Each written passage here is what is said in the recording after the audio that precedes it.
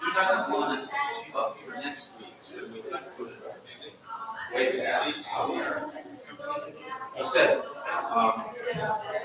Either side, that side or this side. There's more room I there. think he said, There's more room. I don't think I'd take it off. This thing's heavy. yeah. I think we can move right there. Yeah, just put it over there. Right. Yeah. Yeah, that would probably be best, just to knock down the stairs. Yeah, just keep it here. Yeah. All right. That's not too bad. So have to take these off. And again, he doesn't want this up for next week anyway, so. Okay.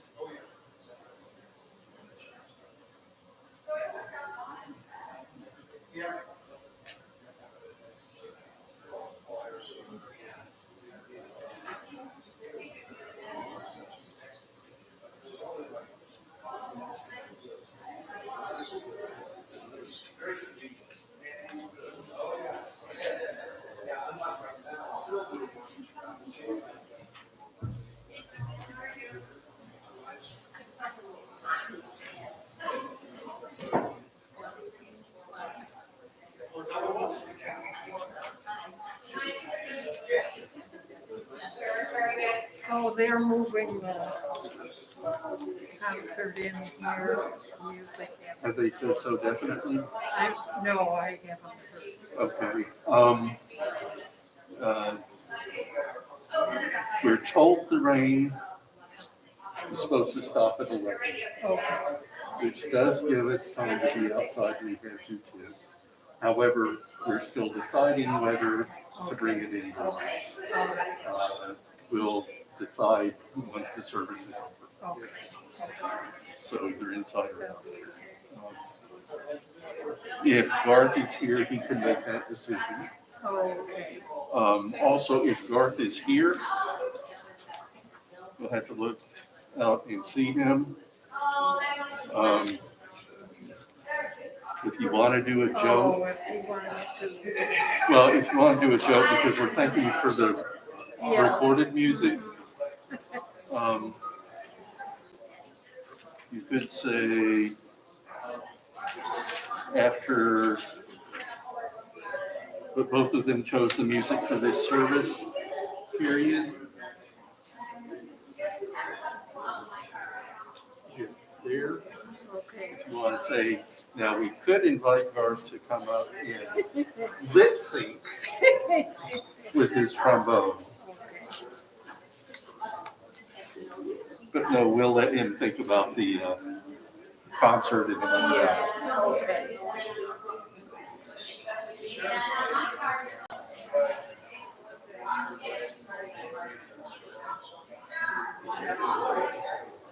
And we do have 2 tents, so we could have something.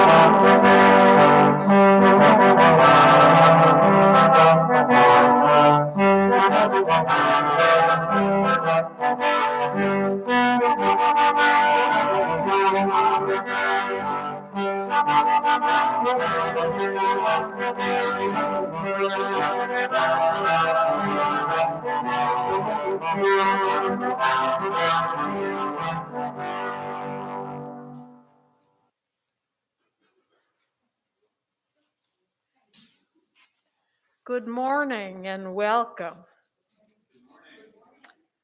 Welcoming words this morning are by Amanda Schuber. This community is what it is because of your presence. So welcome.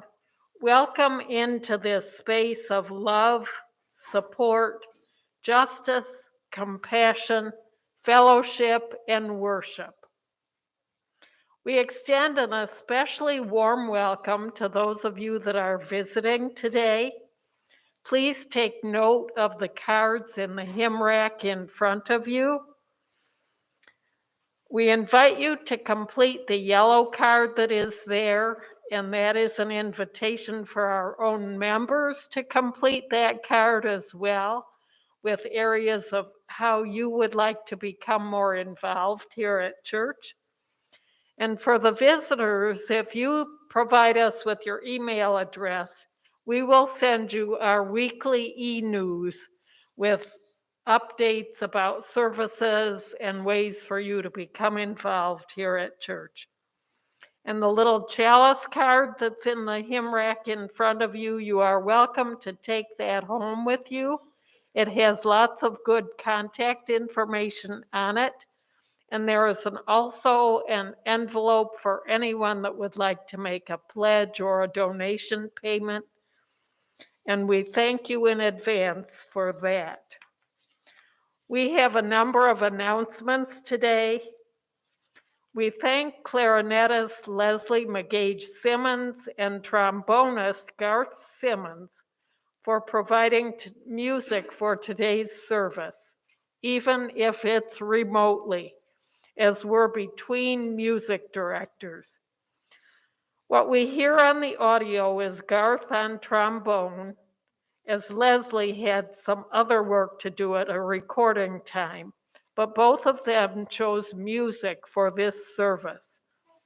Some of you might know that this is largely a replay. We had technical difficulties at the beginning of the service for which they originally prepared their musical offering, our July 31st service, on the first source of our living tradition. Direct experience of that transcending mystery and wonder, affirmed in all cultures, which moves us to a renewal of the spirit and an openness to the forces which create and uphold life.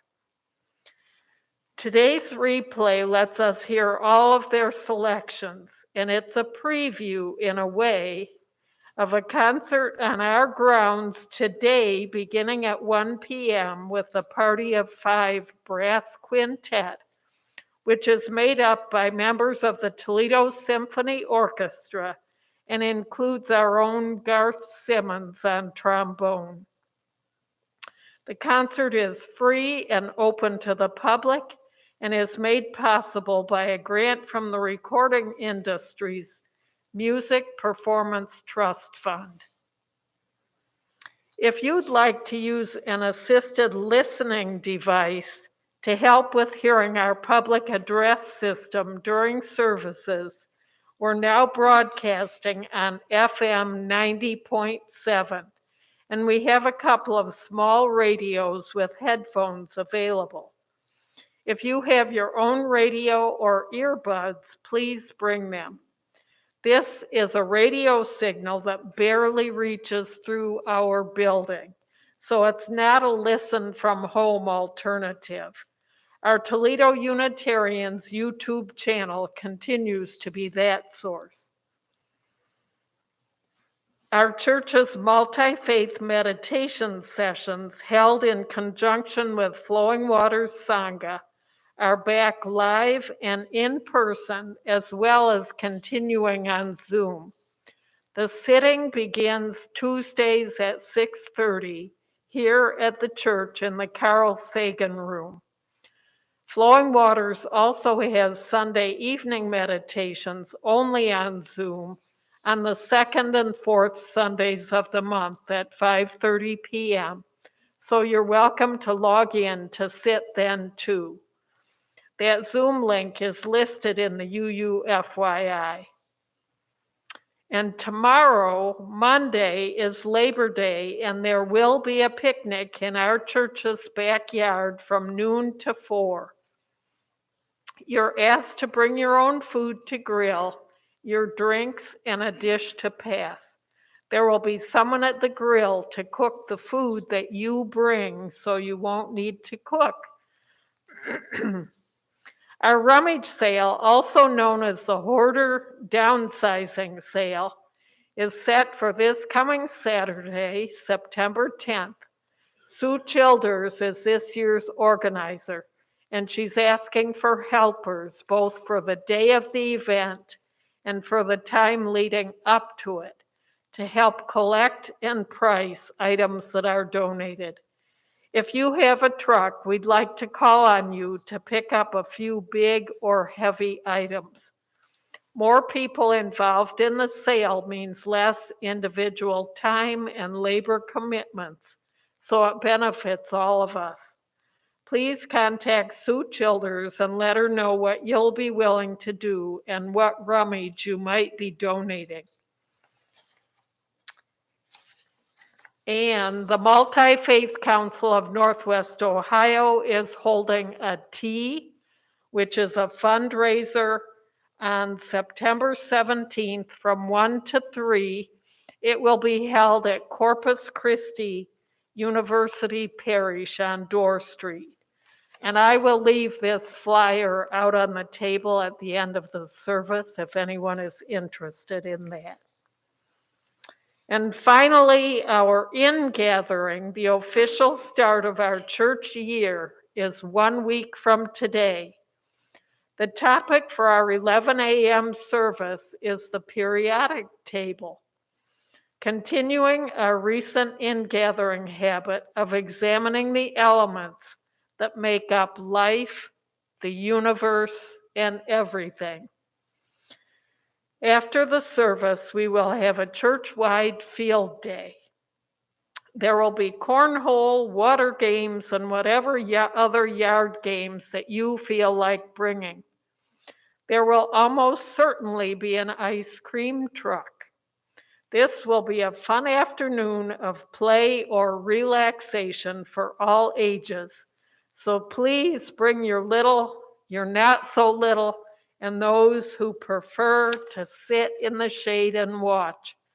contact Ginny Gottman with questions or information about what game you might like to bring. And now for our opening words by Richard Gilbert. There is something of the pagan in all of us, something that responds to the great spinning earth that calls us to worship daily, that fills our soul, that heals our spirit, that enables us to greet the new day and the new season, not with dread, but with anticipation.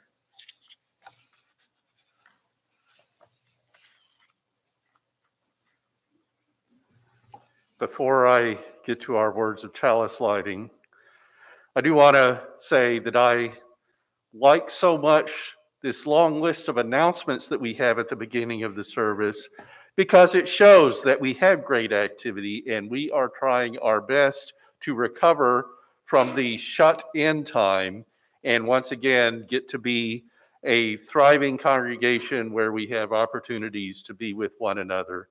And one of those activities today are 1 o'clock concert with the Party of Five Brass Quintet.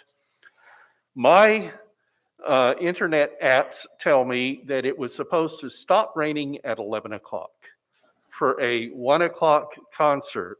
So there's still the possibility of holding it outside. We do have 2 tents that we could put up, but it looks so dark through our stained glass windows that it's looking to be a bit more likely that it might be here in the sanctuary instead.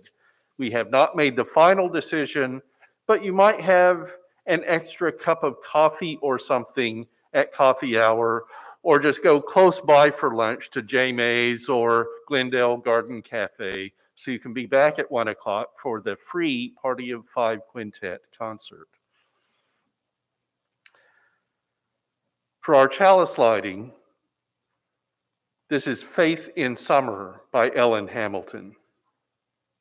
In faith together, we light this small scrap of light, symbol of Grandfather Sun's enormous power, whose energy burns so brightly in these days of deep summer, catapulting the leaves and vines, vegetables, flowers, and fruits to astonishing size, lengths, and heights, spilling over the tops of cages, walls, and trellises, delighting and nourishing all beings.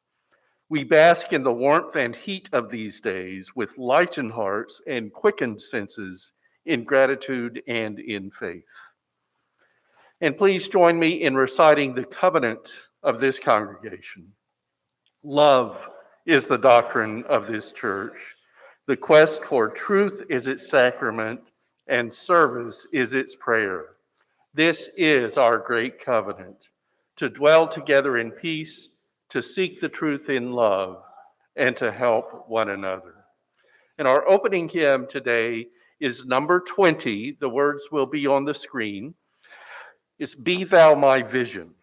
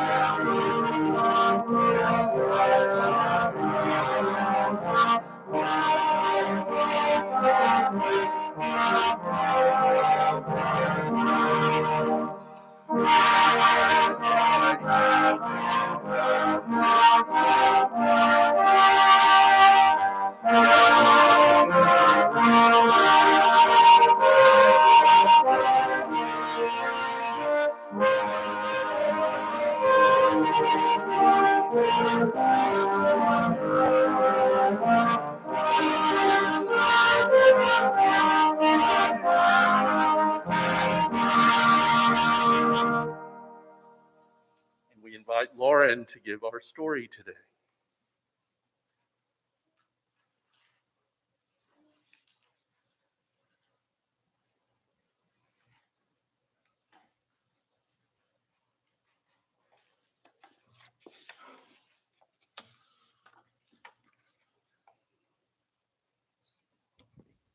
Our story today is a bit of a meditation.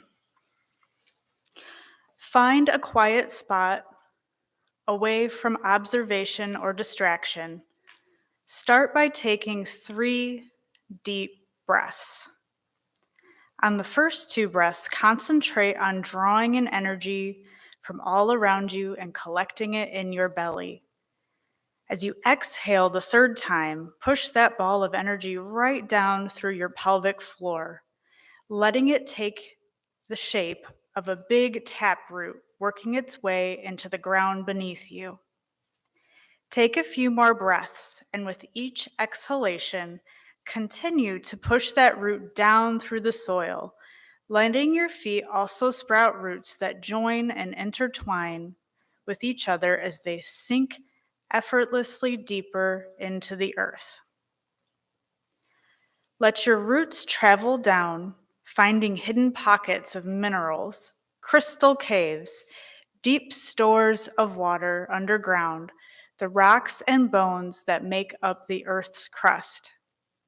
All that nourishment can feed you. It rises up through your roots like sap every time you inhale. As you breathe in, feel all the riches of the earth, all the energy of our planet that you need, rising up through your roots, entering through your feet, legs, and pelvis, rejuvenating every system in your body. Feel the earth's energy helping the flow of your digestion. Feel it bringing oxygen into your bloodstream. If there is a place in your body that needs healing, let the earth's energy go to that place and begin the work of healing. And if you find anything you don't need, any unwanted energy, any thoughts or habits that are harmful to your body, send it down through your roots on each exhale, letting it drop deep within the earth and be transformed. Now you have made a living circuit between your body and the earth below you. As you breathe out, feel the interchange through your roots, fresh energy and old energy out. Let that swirling motion fill your entire body, your chest, arms, neck, and head, until you are pulling the earth's energy up through the top of your head like a crown of leafy branches above you. Feel those leaves unfurl in the warmth of the sun. Let them gently rustle in the breeze. And when you're ready, try breathing in oxygen, sky energy from above you. Trust that your breath is bringing you all the power, clarity, energy, and sustenance you need, keeping you in balance with the earth below and the sky above. When you can feel that effortless circuit of bringing in and letting go, when you feel rooted in the ground and open to the sky, open your eyes and look around you with clear sight. Blessed be.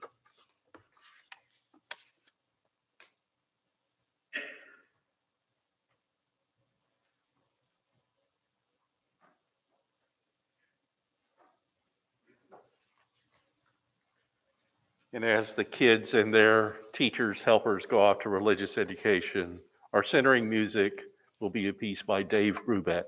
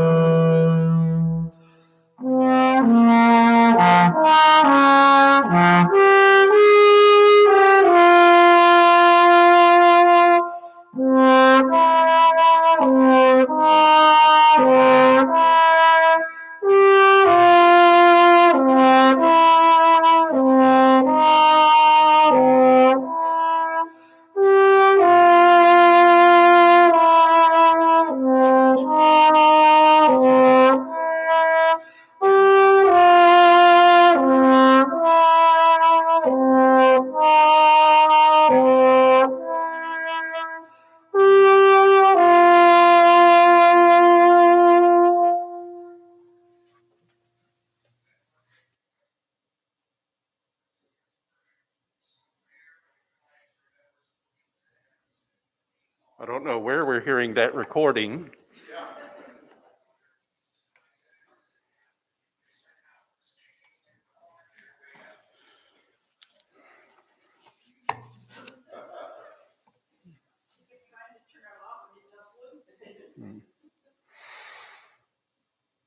Please join me for a time of meditation, contemplation, and prayer.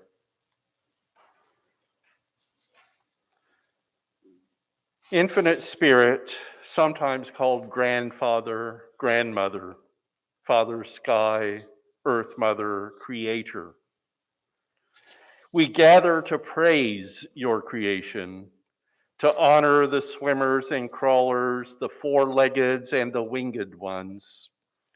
We give thanks for the beauty and glory of creation and open our hearts to new ways to understand our place in the universe. Not the center or focus, but a humble and balanced place where every step we take becomes a prayer, where every word we say makes harmony with the vast, vibrating cosmos, and where we know we are singing the song of life. We pray to know more deeply that we are in the garden where every plant and animal and speck of dust is a living prayer. Without our brothers and sisters of the plant and animal and mineral kingdoms, the human family would end. So we want to bless them as they bless us. We pray for humility, not to humble ourselves before presidents or priests, but before the ants and trees. For if we cannot be in true relation to the ant, we shall be outcasts of the garden. Let us cast the pollution from our eyes so we can see the glory and live with thanksgiving. Great Spirit, let us remember it is not how we talk, but how we walk. When we say we love animals, let us protect them. When we say that we love the plant people, let us honor them by living lightly on the earth. When we say we love the minerals, let us use them only in necessity and remember their rightful places. Oil belongs in the ground, not in the air through our wasteful machines. Wondrous trees breathing life into the atmosphere, your gifts of fire and shelter, fruit and sailing are precious to us. And in many ways, you offer us leaves of knowledge. May the vision of mutual interrelatedness, cosmic interdependence, the seamless process of generations not end in cough-filled skies blotting the sun, but rather maybe clear air, healthy forests, wholesome water, expansive prairie, and pungent earth nourish paths for all creatures through mountain and valley and the salt sea, and through a protective atmosphere as we rejoice in the inhabitants. Hear and empower our mantra: reduce, reuse, recycle.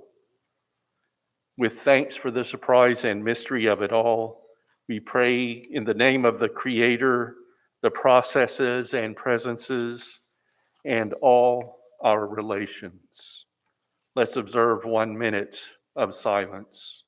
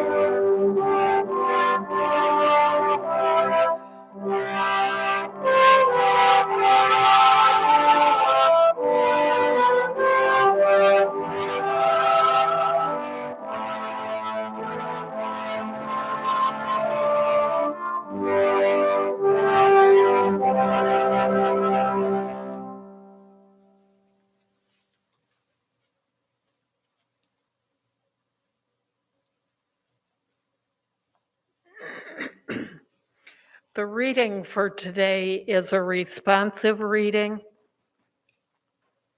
I will read the opening and then you can read the italics.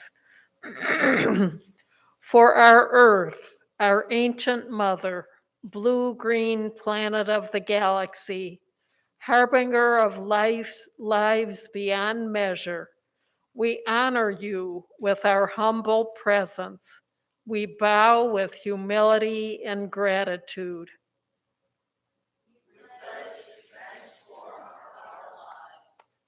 For the plants that have sustained our bodies, wheat, corn, peas, tomatoes, peppers, and soybeans. For the live species providing rich protein, fishes, poultry, pigs, and beef, we offer our thanks for the circle of life.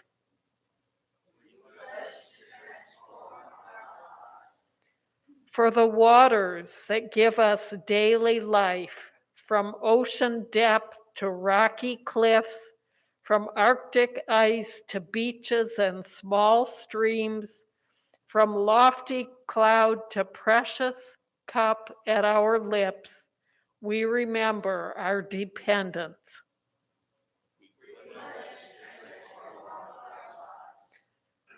For the mountains rising to challenge our greatest aspirations, for the deserts transformed in a torrent of rain, for the forests thick with trunks marked by rings of wisdom, for roots interconnected web, for the new life within the heart of a seed, our souls respond in awe.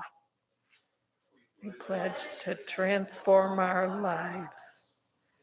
For the millions of species microscopic in the soil under our feet, to the pads, paws, and multi-toed, for the feathers and scales, for minuscule eyes open only under the moon's soft guidance, and for lichens and mosses pushing onto the leaves and rocks, we honor your existence.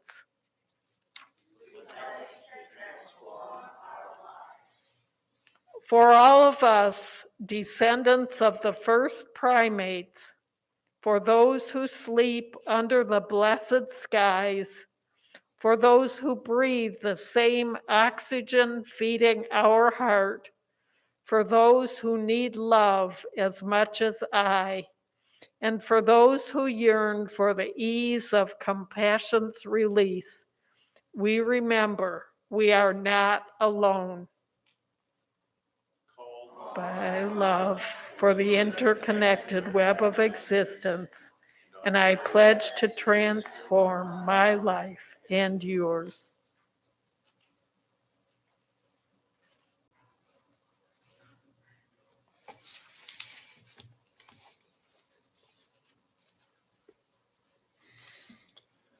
The living tradition we share draws from many sources.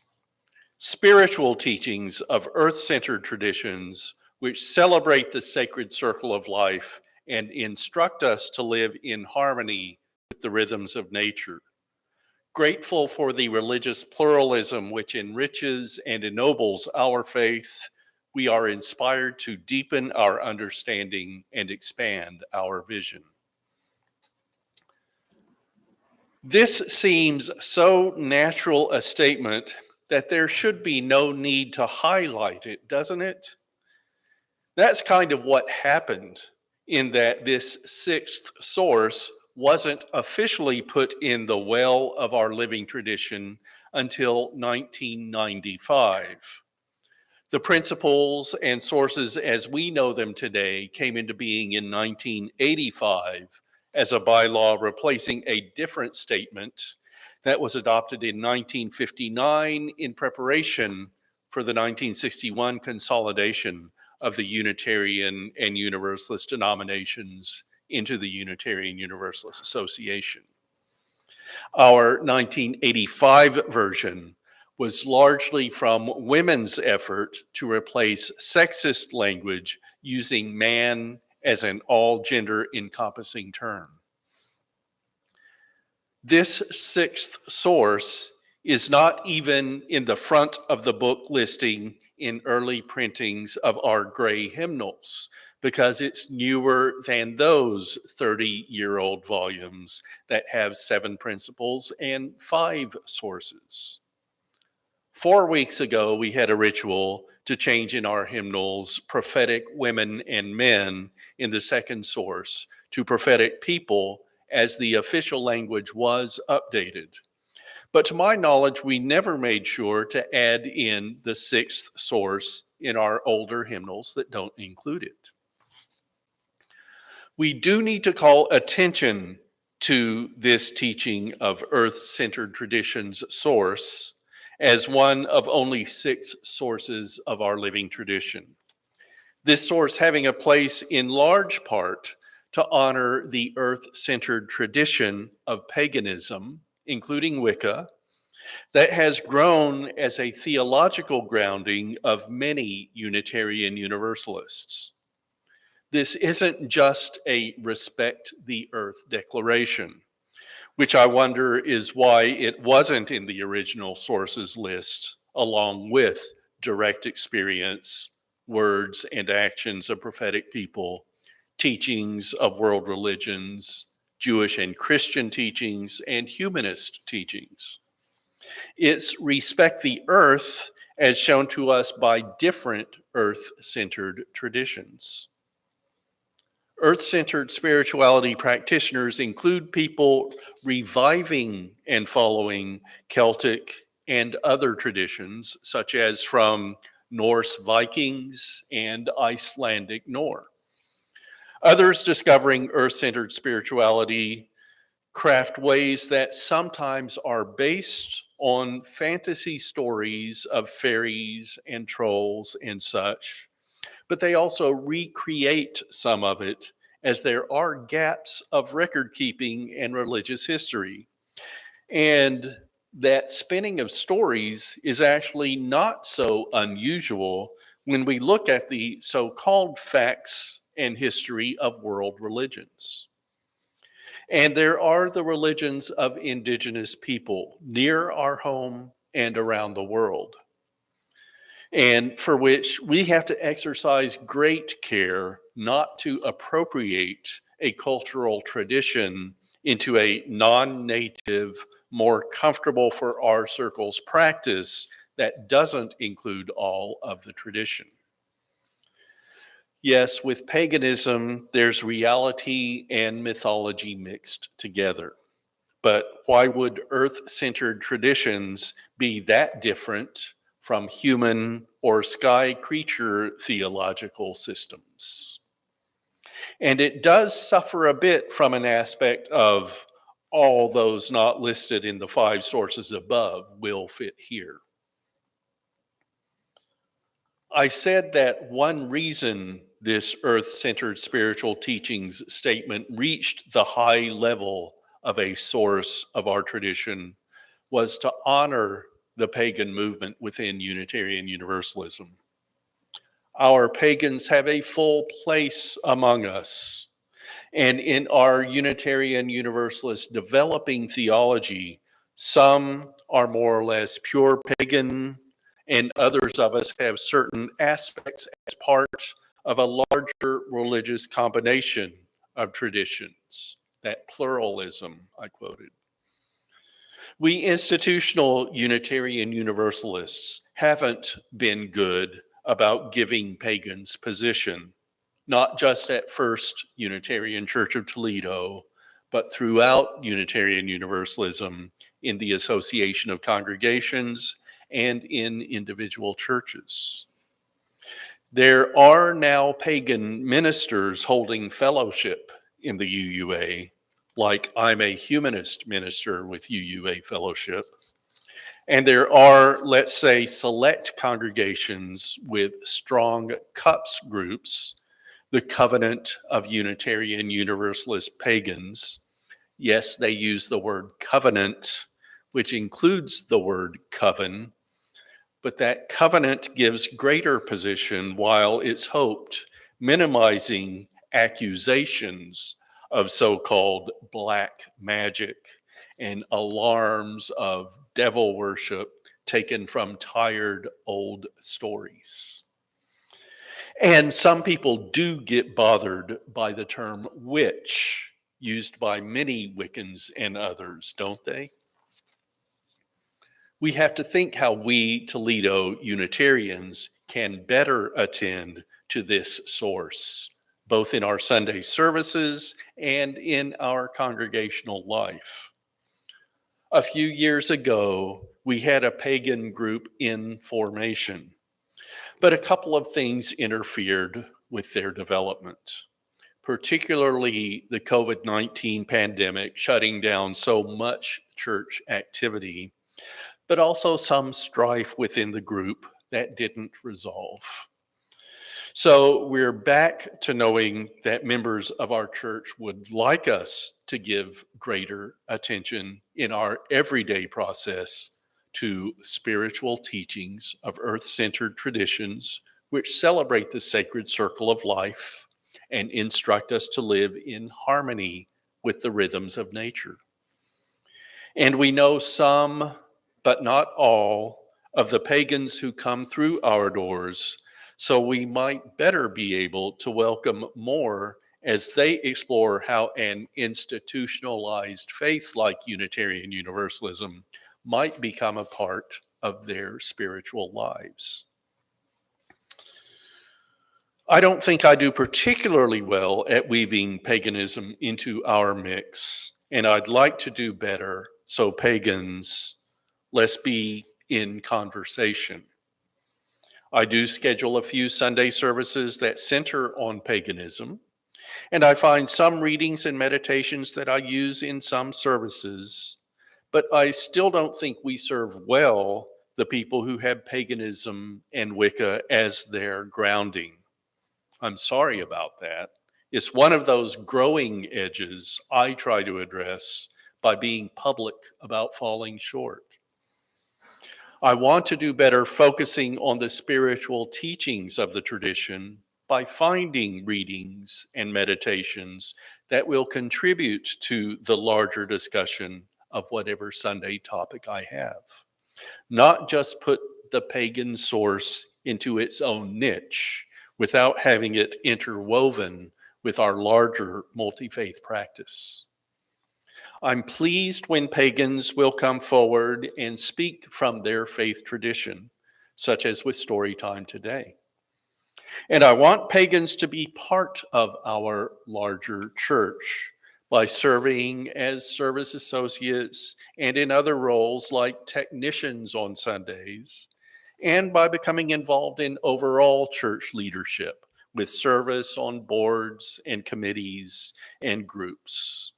Some are already doing so. I'm appreciative. I value their participation. Can more come into this aspect? We in a mixed pagan and non-pagan congregation do better generally, I think, at being earth-centered in our attention to this world that we know, focused on knowing humans have harmed and continue to damage this planet, and realizing that the earth lives in so many more ways than we rationally comprehend. Our green sanctuary, sacred grounds affiliations help. We're pretty strong in our ecological activism.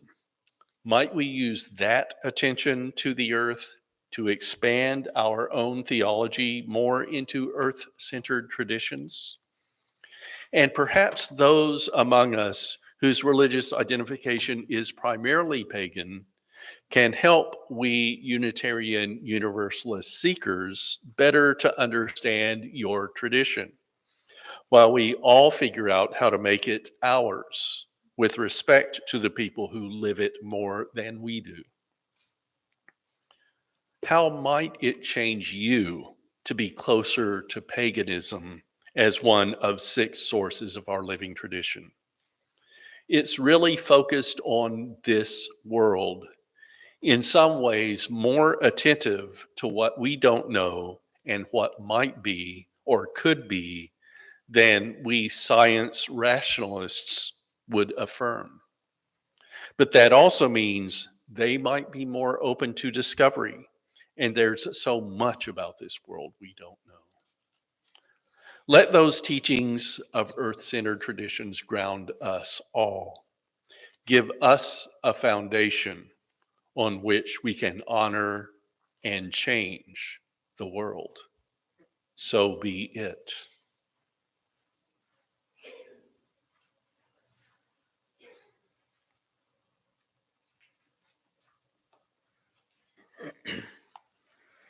For the offering today are these words by John Saxon. A religious community is like a river formed from the many streams of our lives that meet and merge and flow to the sea. As members and friends of this religious community, we share our time and energy, our creativity, imagination, and vision, our talents, skills, and gifts, and the streams of our individual lives to create a river that is both deep and broad, a river that is made of many streams, sustains life, and refreshes the land through which it flows. But the river of this community also depends on our shared financial support that makes real our shared values and visions. We will now receive an offering for the support of this religious community and its work in the world.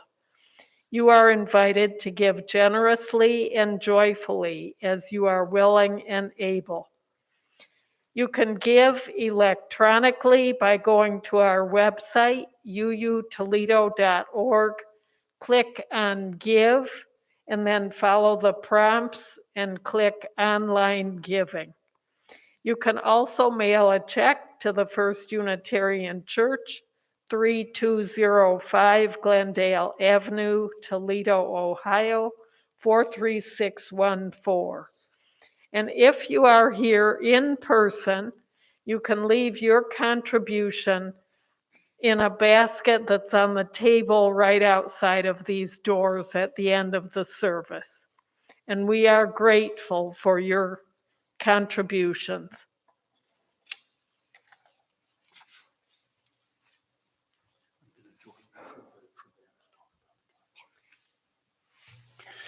And coming soon, next week at 9:45 a.m. is our spiritual forum.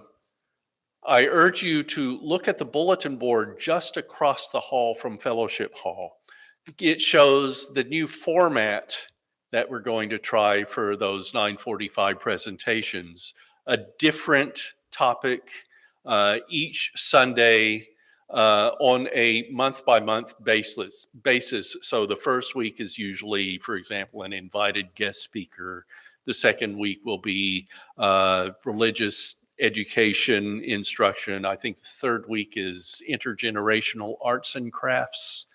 And fourth week might be discussion of an issue.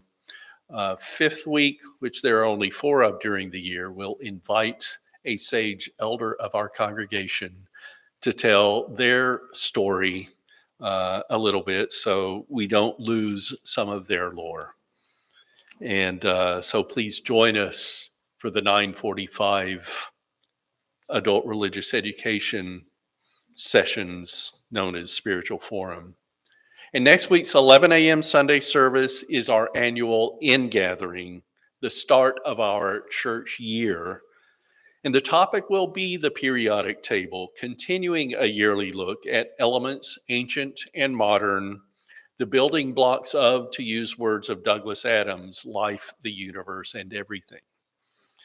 Remember, there's a field day after the service. It might be a good time to show off your church to neighbors and other friends. So please invite them to service and to stick around after for some play.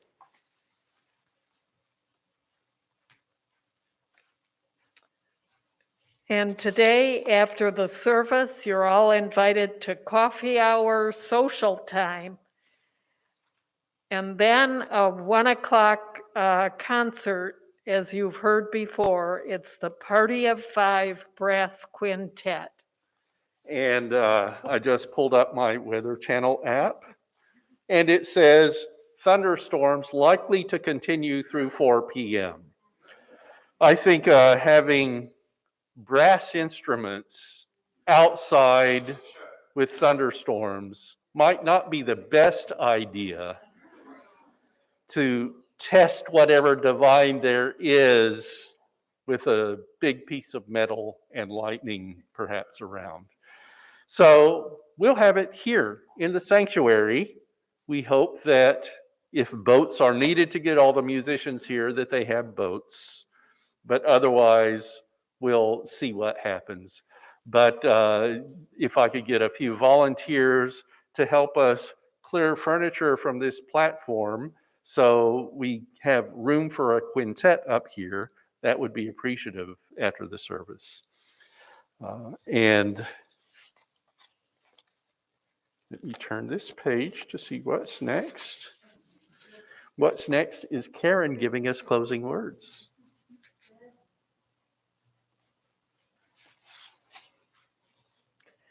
May goddess flow again through the dried up riverbeds of human minds. May she well up once more from the blocked springs of human hearts. May she dance with courage in office blocks and railway stations and through virtual space around the world, dissolving hierarchies and creating at last a genuine deep equality for all members of the human race. As we send the flame of our chalice into the community, know that fire too is part of nature, and we must treat it with care. Think the same things about the people whom our figurative flame will touch. And with our 15-week summer series on the Unitarian Universalist principles and sources now concluded, and we turn our gaze forward for the new church year, may we be better Unitarian Universalists within our walls and in the great world, better knowing and living our foundations.